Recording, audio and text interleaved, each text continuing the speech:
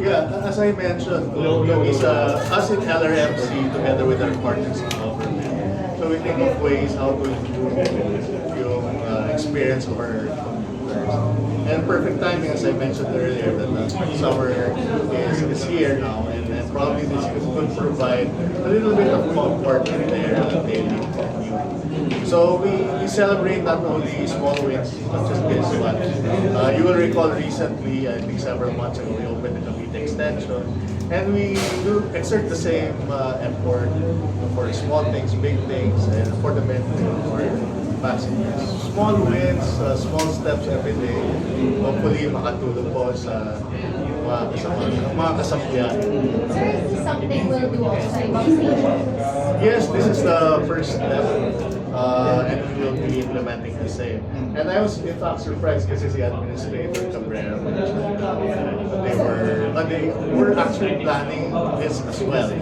We just, no coordination, but probably we just did it faster. So very much welcome. I hope the passengers would appreciate it. And I'm sure they will, especially ngayong mainit. So saan yung next stations na lalagyan? We're looking at a few stations. Surprise. Surprise. But we look at the best locations. If space constraints permit, then we will. So it looks like Roosevelt or Balintawak. Yeah, those big stations. And the new stations. Yeah, the new stations definitely can accommodate it. So speaking of new stations, you mentioned Cavite extension. Yeah. May ano na po tayo, alignment doon sa extension up to the road. Okay. So some update. So our partners, again, the government is working very hard in terms of right of way. I think they've made some huge accomplishments. They have a timeline. So that's the physical part of the construction. And another positive development is we're talking to our partners in government in making sure that the project, the concession is feasible so that we can finally complete the Cavite extension.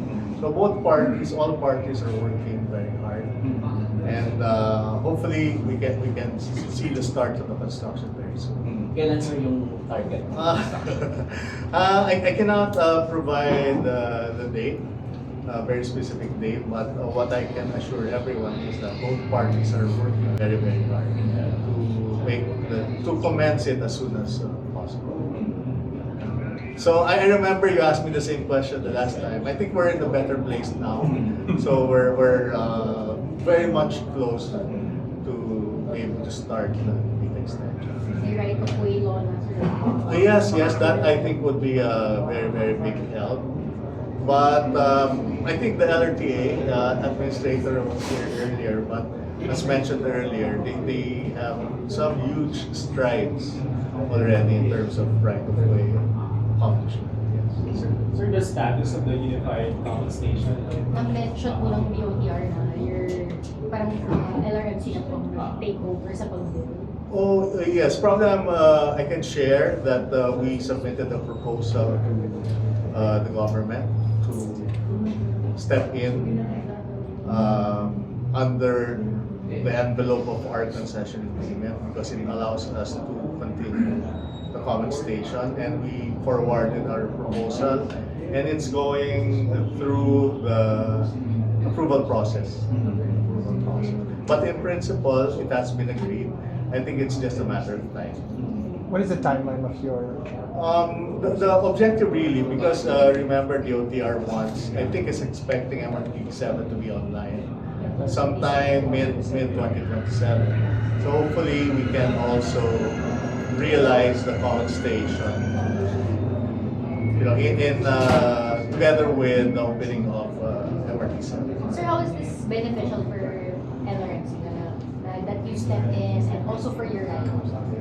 Okay. As far as LRMC, first the riders, obviously more convenient. So you don't have to go down at the LRT station, take the different mode of transport to transfer to MRT3. So this time it's a seamless passenger transfer. So, again, for the level of expectations, this is an interim setup that we will be implementing. hopefully we realize it very soon, 2027, just in time for the opening of MRT7.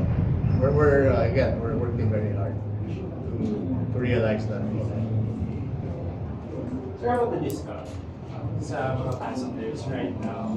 Kasi yung the LRT2 and MRT3 is my... Okay, questions are getting very difficult.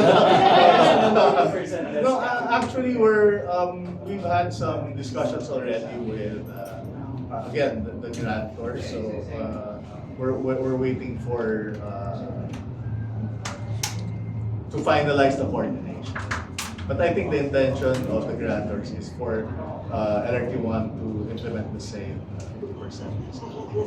Mas tumaas ba, sir, yung ridership natin ngayon na yung iba kasi is mas pinipili nilang mag-commute using the railway compared sa gumamit ng system? Yes. Actually, first, this season actually is a downtrend because of the school, di ba, nakabakasyon ng mga estudyante. And unfortunately, because of the rise in fuel prices, so most of the, again, students or schools or even offices, they prefer working at home arrangements. So it has somehow impacted our ridership. But the impact really is, for the moment, not too significant. So compared to the same period last year, it's just a decrease of around 3 to 4%. So, kumbaga, tuloy pa rin yung sakay ng mga pasahero sa So sir, are you keen on extending the same percentage as the MRT and LRT, right? It's more of the grantors, again, since this is a partnership, so it's more of the grantors' decision. Again, there's some commercial matters behind that, but again, we're also waiting for the grantors' signal. Okay. Yeah. Okay. Thank you.